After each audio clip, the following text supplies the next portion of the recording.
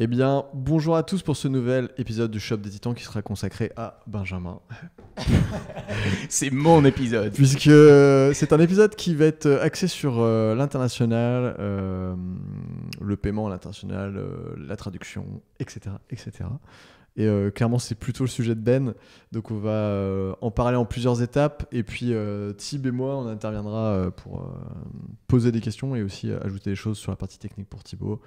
Et pour moi, sur des petits aspects, on parlera notamment de Global E, qui est hyper intéressant aussi pour l'international.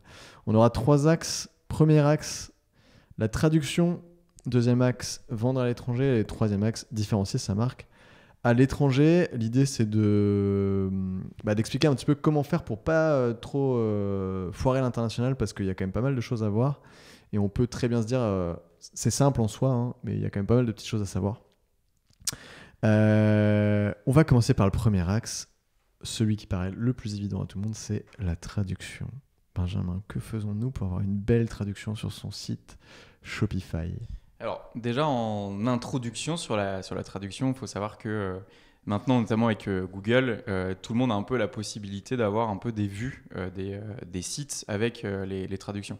Je ne sais pas si vous utilisez Chrome notamment. Il y a cette possibilité, j'étais du coup à l'étranger il n'y a pas longtemps, de pouvoir voir directement une option sur Chrome pour pouvoir traduire automatiquement le site. Donc globalement, un utilisateur a quasi nativement la possibilité de voir un site traduit dans sa langue. Ça se ressent quand même. Bon, je l'ai eu sur notamment des articles, des choses comme ça.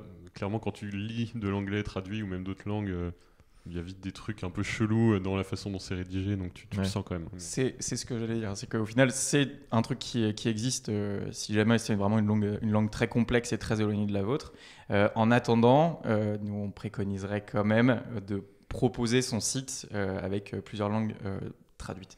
Donc, le premier levier, évidemment, c'est de proposer évidemment l'anglais, langue un petit peu internationale, notamment pour les gens qui nous écoutent, qui forcément nous écoutent en français.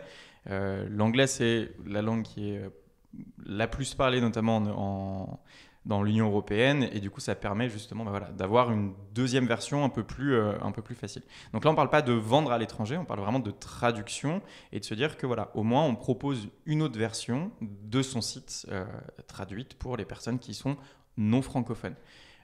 Et du coup, comment est-ce qu'on met ça en place directement sur son site ? Il y a plein de manières de faire. La première, c'est de passer par des applications. Vous en connaissez aussi sûrement les gars, Weglot, il y a Linguify, et il existe encore pléthore, plein d'autres. Translate and Adapt. Translate and Adapt, en effet, bien joué, qui permettent justement de pouvoir traduire son site. Donc, traduire son site sur Shopify, on peut l'activer via ces différentes méthodes, mais ça nécessite quand même de faire très attention au développement de son site. En général, quand vous installez un thème sur Shopify, le thème est préconstruit pour être traduisible, de manière à ce que du coup tous vos textes soient un peu encapsulés dans des éléments qui soient compris comme étant traduisibles. En revanche, si jamais vous développez des sections spécifiques, si comme nous, vous développez carrément des thèmes, des éléments, il y a aussi un peu des bonnes pratiques à mettre en place. Et la première et la numéro 1, c'est de ne pas mettre de texte en dur dans le code, globalement. Ça, je crois que Thibaut a pas mal poncé sur ce sujet-là. Est-ce qu'il y a des typologies de balises spécifiques à mettre en place pour ça ? Pour parler code très rapidement, après, c'est une petite parenthèse, mais effectivement, nous, au tout début, quand on était un peu des bébés du Shopify, on aimait bien mettre du texte en dur dans les fichiers de code, parce que ça marchait très bien, jusqu'à ce qu'on Je soit ne vois pas de quoi vous confronté voulez dire. Et en fait, Shopify propose des tags de traduction qui permettent de passer par les fichiers de traduction des thèmes. Et ça permet d'avoir des textes qui se traduisent en automatique avec les apps de traduction. Et ça permet aussi de laisser la main au marchand pour que lui, il aille directement changer ses traductions dans l'interface du thème, en fait, pour du coup avoir la main sur ses contenus. Donc en fait, pour les contenus, il y a 2 façons, hein. Soit on donne la main au travers de ces fichiers de traduction, soit on donne la main avec les champs des sections qu'on crée directement. Voilà. Et juste, je rebondis rapidement sur ce que tu disais, parce qu'au tout début, tu parlais de traduction automatique avec Google et tout ça. La plupart des apps de traduction, elles proposent ça nativement, en fait. Et généralement, ce qu'on recommande à nos clients, c'est effectivement de profiter de cette traduction automatique pour en fait, repasser sur tout le site d'un coup. Mais par contre, quand même, prendre le temps de repasser manuellement, on va dire, pour faire de la belle traduction, au moins sur les éléments essentiels du site, donc sur les grosses sections de homepage, sur les pages produits, sur tous les textes qui sont censés justement aider à la conversion. C'est important de faire une vraie traduction professionnelle à cet endroit-là pour éviter justement les traductions bizarres qui, plutôt que de donner confiance, à l'inverse, peuvent faire un peu peur parce que ça fait un peu cheap finalement, ça donne pas confiance dans le site. On a eu un exemple client assez récemment là-dessus, justement avec une belle tagline en anglais qui forcément, quand on cherche le mot précis, etc., faire juste confiance à Google pour traduire la tagline et du coup un peu sa phrase d'accroche sur son site, c'est pas terrible. Et du coup, il faut quand même, comme tu dis, être assez vigilant. Donc, pas rentrer dans les petits détails de chaque page produit si vous avez un grand catalogue, mais c'est le point. Ouais, complètement. C'était bon pour la traduction. On peut passer au deuxième axe qui était la vente à l'étranger. Du coup, en intro sur cette partie sur la vente à l'étranger, petit laïus du coup sur la différenciation sur Shopify entre ce qui est du coup une langue et ce qui est un marché. Donc les langues, on peut créer des fichiers de langue qui peuvent être gérés soit directement dans le thème, soit comme on l'a dit via des applications. Là où les marchés, donc c'est vraiment une fonctionnalité de Shopify où le but premier c'est vraiment de définir des règles spécifiques d'administration carrément du store Shopify pour pouvoir vendre dans un marché. Donc c'est vraiment deux notions un petit peu différentes. Et ce qu'il faut retenir aussi de ces éléments-là, c'est qu'on peut créer du coup, en fait, globalement autant de marchés qu'on le souhaite. On peut définir un marché pour un pays spécifiquement, voire même pour les États aux États-Unis, il me semble. Tout comme on peut créer aussi des marchés par zone. On peut se dire qu'on fait un marché Union européenne, on fait un marché Afrique, États-Unis, etc., etc. Et donc du coup, c'est vraiment deux éléments différents.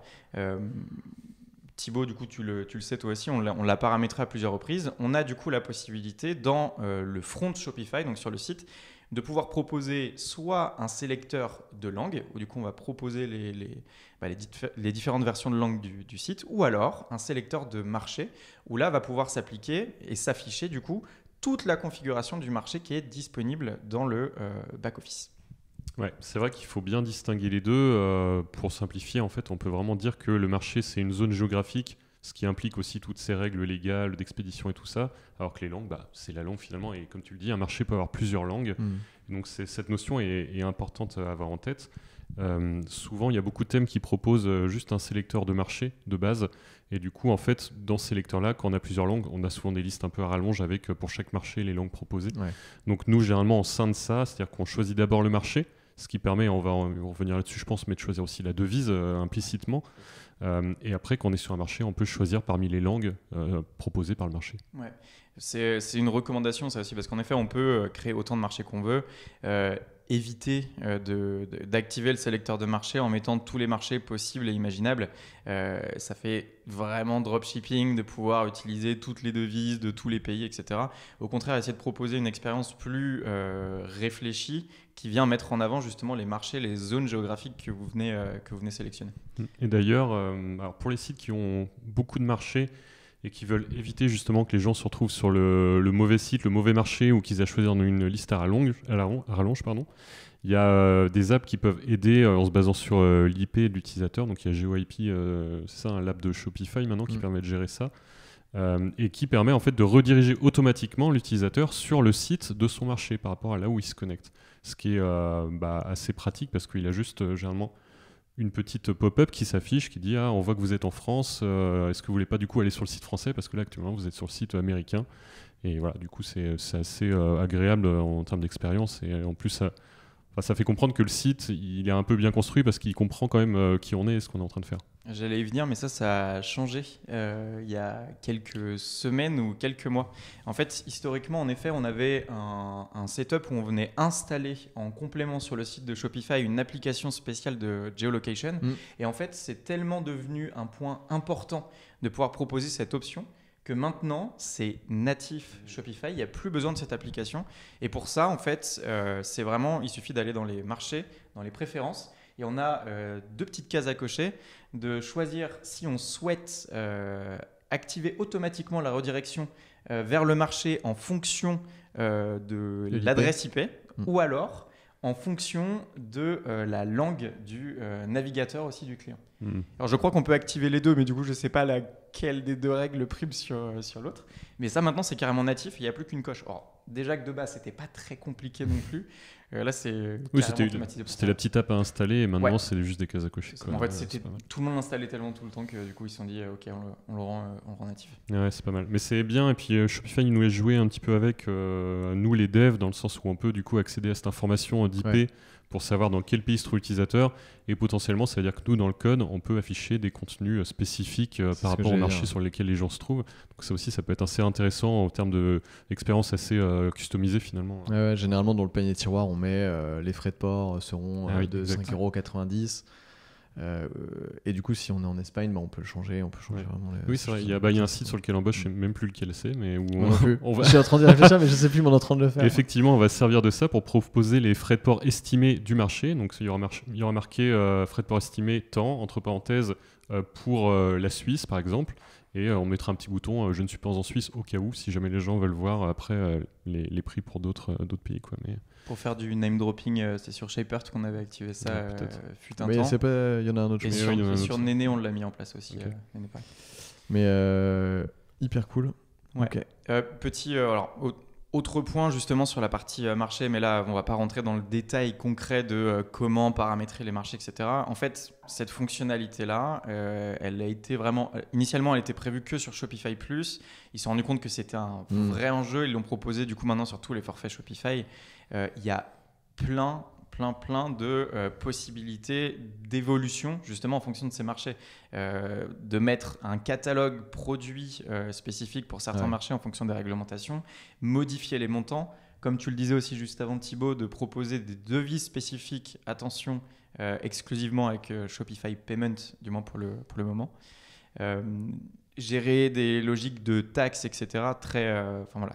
Beaucoup de modifications. Et alors après, c'est peut-être dans le 3e point, je sais plus. Tu vois, tu aurais dû prendre tes notes. Ouais. 3e point sur la différenciation de sa marque à l'étranger. Mais on peut directement passer dessus, on peut enchaîner. Ce qu'on avait noté aussi ce qu'on avait noté, on va être franc, c'est toi qui avais noté. Sur le second axe, vendre à l'étranger, tu parlais aussi de la logique de la taxe et des TVA. Pas sujet méga passionnant, mais par contre tout le monde nous en parle tout le temps, donc est-ce que tu peux en parler un petit peu aussi? Oui, j'ai revu mes notes parce que c'est pareil, c'est du légal et il faut être un peu carré là-dessus. En gros, il existe pas mal de règles sur les notions de TVA, notamment de vente à l'étranger. Donc globalement, si vous avez un chiffre d'affaires en dehors de la France, dans la zone euro, qui est inférieur à 10 000 €, globalement, tout se passe bien, vous pouvez avoir un système de gestion de, je sais plus, ces micro-entreprises ou je sais plus comment est-ce qu'ils appellent ça. En revanche, voilà, au bout d'un certain chiffre d'affaires, attention, petit point légal, renseignez-vous avec votre comptable ou la personne qui gère justement cette partie-là chez vous.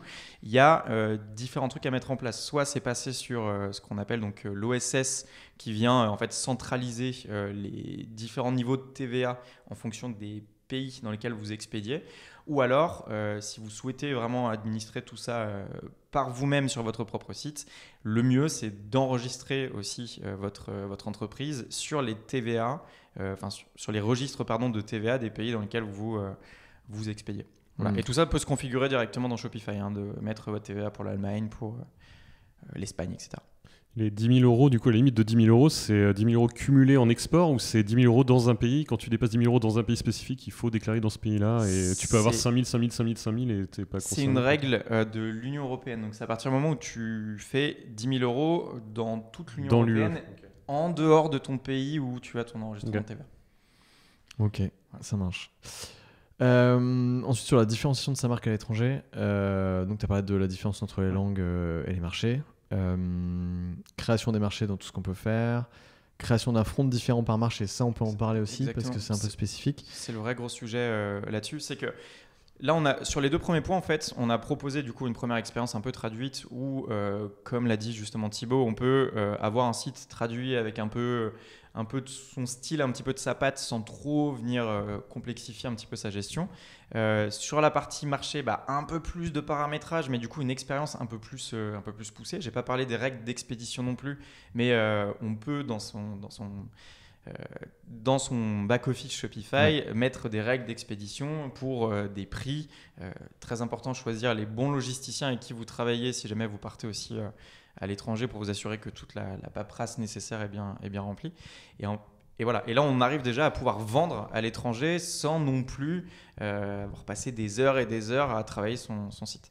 Là où sur le 3e point, en fait, on commence à se dire ça y est, on s'installe un petit peu à l'étranger, on commence à créer de la valeur un petit peu là-dessus. Par contre, en effet, on se rend compte que tel produit est plus vendu en Espagne, celui-ci est plus vendu en Allemagne. C'est quand même un petit peu con de garder la même approche et les mêmes pages de vente. Ouais, la même hero banner. Exactement. Ces choses. Et ça, du coup, c'est la toute dernière... non, c'est pas la dernière édition, c'est celle d'avant, je crois. Ouais. Où du coup, on a la possibilité maintenant, dans la vue personnalisée, en fonction des marchés qui sont paramétrés, de pouvoir créer des templates changer spécifiques. les templates. Et ça, c'est excellent. Et en effet, tu avais noté, il n'y a plus besoin de Shopify Plus. C'est vrai. Après, quand vous commencez à avoir une certaine expansion quand même à l'étranger, et notamment peut-être des équipes sur place en local, vous avez peut-être intérêt aussi à passer sur Shopify Plus pour différencier les back-office, pour que les équipes locales aient leurs propres accès, etc. Parce que sinon, j'en ai parlé récemment avec un marchand qui voulait vendre à l'international. Et il disait, non, on va en faire plusieurs parce qu'en fait, ça va être très chiant avec toutes nos équipes. Quoi. Ça, c'est effectivement l'étape d'après, quand, comme tu le dis, il y a des équipes locales dans chaque pays. Oui, chaque pays a envie de s'organiser à sa façon. Mais c'est vrai que l'entre-deux, mine de rien, est intéressant de pouvoir commencer à tester des communications un peu différenciées selon les marchés sur lesquels on est. Voir ce qui marche à un endroit et ce qui marche mieux à un autre endroit, même en termes de tests, d'A/B testing, de CRO et tout. Il y a plein de trucs super cool à explorer en fait. C'est sûr. Mais oui, comme tu le vois, qu'il y a Shopify Plus, et il y a aussi en fait un autre sujet qui est structurel à Shopify, c'est si jamais c'est une autre entité de facturation. Un Shopify égale une entité de facturation. Si jamais, comme certains de nos clients, justement, tu choisis de changer ta structure pour vendre dans tel pays, dans telle zone, etc., du coup, ton argent, tu vas le recevoir sur un autre compte, c'est une autre entité.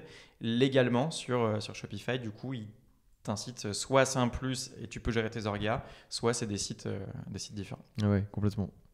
Donc tu parlais des catalogues de produits différents, taxes différentes, on en a parlé aussi, entrepôts, expéditions différentes. Si on souhaite vendre hors euro, Shopify Payment pour les devises étrangères, donc ça on en a parlé. Alors petit point là-dessus parce qu'on en a parlé juste avant le podcast. En effet, si vous voulez avoir un seul back-office, donc jusqu'à Shopify Advanced, vous êtes obligé entre guillemets de passer par Shopify Payment pour avoir toutes les devises différentes. Mais ce qu'on s'est dit avant, à revérifier, mais on l'a déjà fait pour d'autres systèmes de paiement, vous devriez normalement avec Shopify Functions pouvoir proposer certains fournisseurs de paiement. On parlait de Payplug justement parce que j'avais eu Paul Louis ce matin au téléphone pour parler de ça et il me disait en effet on peut le différencier comme ça. Donc si jamais vous voulez garder par exemple Payplug pour la France et puis Shopify Payment pour les autres devises, vous pouvez le faire, mais sous réserve de développer une petite fonctionnalité avec Shopify Functions. Reprenez-moi si je dis bêtises. Ouais, non, c'est ça. Je vois les yeux de Thibaut. Non, c'est ça. C'est, en gros, Functions, c'est de l'intelligence qu'on peut rajouter dans le checkout pour conditionner l'affichage de certaines choses. Et notamment, on peut conditionner l'affichage de certains moyens de paiement selon le marché, le montant du panier, enfin plein de choses en fait qui peuvent venir conditionner tout ça. Ouais. Complètement. On se posait un petit peu la question. On peut développer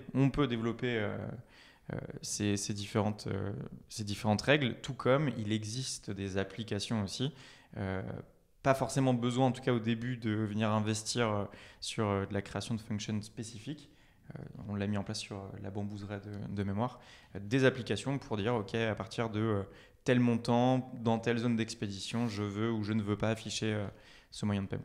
Ouais, complètement. Et tu avais noté un dernier point là-dessus, limite des traductions via d'autres apps à ce niveau, car pas forcément compatibles avec les marchés, c'est qu'il y a des applications en dehors de Translate and Adapt qui peuvent pas être 100% compatibles avec les marchés. Alors en fait, il y a plusieurs limites là-dessus.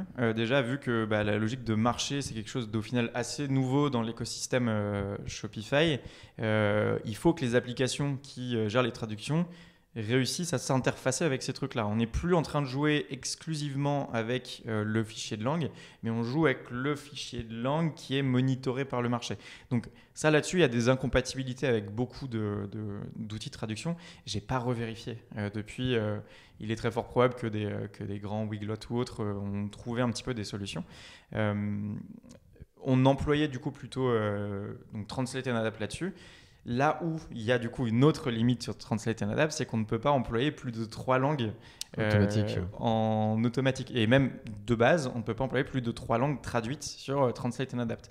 Donc il faut trouver d'autres solutions. Et la solution qu'on employait à date, c'est Linguify. Ok, ça marche. Écoute, merci. J'ai parlé en début du podcast et on se l'était noté en point. C'est un petit peu annexe, mais ça correspond quand même pas mal à ce sujet-là. C'est un partenaire qui s'appelle Globally, avec qui on bosse depuis pas très longtemps, mais pour vous expliquer un peu ce que c'est, parce que c'est hyper intéressant. Ça vous permet, c'est pas sponsorisé, hein, je précise. Ça permet 3 choses. Une première chose, c'est de gérer la logistique à l'international. Donc, on peut se dire, bon, j'ai pas besoin de gérer la logistique, mais en fait, dans pas mal de pays, il y a des notions de sécurité, de documents à fournir pour passer les douanes, etc., qui sont un peu compliquées. Donc du coup, vous pouvez avoir vos produits chez eux et eux les font transférer dans les pays en gérant justement tous ces problèmes légaux. Donc il y a ça. Après, il y a la partie taxe aussi qui est un peu reliée à ça, mais qui peut se gérer entre guillemets avec Shopify, mais que vous aurez besoin de gérer un peu aussi en perso. Donc voilà pour cette première partie. La deuxième partie, ça va être, j'ai zappé, il y a une partie analytics et il y en a une autre. La logistique du coup, non ? La logistique, mais c'est ce que je viens de dire. Ah. Et certaines devises, ah oui, non merci, les paiements. Donc ouais, alors certaines devises c'est possible, j'avoue que je me souviens plus, mais en tout cas certains systèmes de paiement, donc par exemple notamment dans les pays asiatiques, je saurais pas vous lister les devises, mais en tout cas il y a les systèmes de paiement mais qui sont très utilisés ou en tout cas qui sont majeurs et importants dans ces pays-là, qui sont pas proposés aujourd'hui en natif avec Shopify Payments, Stripe, etc., etc. Et notamment, des fois, on voit des limites aussi dans les pays arabes, aux Émirats Arabes Unis notamment. Il y a des limites des fois de sécurité, des choses qui peuvent pas être vendues avec ces systèmes-là. Là, justement, ils les bypassent. Ils ont leur propre checkout aussi. Et on peut d'ailleurs décider sur certains marchés de passer avec Shopify Payments ou avec Globally. Donc ça, c'est cool. Et le troisième truc qui est un peu moins important mais qui est quand même intéressant, c'est qu'il y a pas mal d'analytics par pays qui sont fournis, qui sont très intéressants, notamment le taux d'acceptation. Le taux d'acceptation, c'est le pourcentage de personnes qui sont acceptées au paiement, parce qu'il y a certaines personnes, vous le savez peut-être pas, mais qui sont des fois refusées au paiement parce qu'ils ne sont pas solvables ou parce qu'ils ont eu un historique bancaire compliqué, ou bref, je ne sais pas, mais en tout cas, ça fonctionne mieux là-dessus, ou ça peut être des fois les connexions internet et le système de sécurité qui est un peu compliqué. Donc voilà, donc c'est hyper intéressant, creuser ce sujet. Alors c'est pour les grosses marques, il faut faire un minimum de 300 000 € à l'international. Donc tout le monde ne peut pas se prendre ce service-là, c'est un petit coût quand même, c'est un pourcentage sur les ventes qui est assez important, mais ça vaut le coup quand même pour se dédouaner de tout ça. Donc voilà, donc creusez ce sujet-là si vous le souhaitez. Est-ce que, avant qu'on finisse, vous avez des choses à rajouter, messieurs ? Eh ben non, je pense qu'on a fait le tour. Je pense qu'on est bien. Donc voilà pour l'international, c'était hyper complet, c'est pas le sujet le plus fun du monde, mais en tout cas si vous le maîtrisez, vous pouvez clairement aller chercher des ventes additionnelles, c'est aussi le but, et tu l'as dit Ben, il le pousse à fond, et c'est pour ça d'ailleurs que GeoIP a un peu évolué pour être natif dans le back-office de Shopify.